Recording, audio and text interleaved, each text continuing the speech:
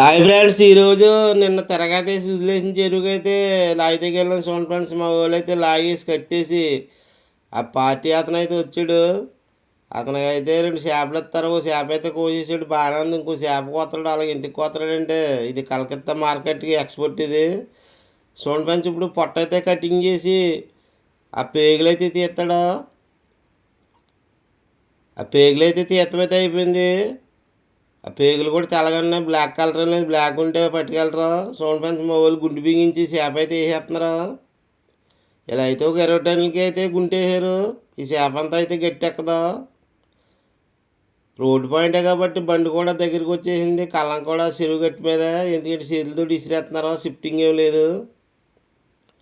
Sound fans ఇప్పుడు చేప ఎత్తమైతే అయిపోయింది మా వాళ్ళకి. ఇప్పుడైతే కాటా జరుగుతుంది.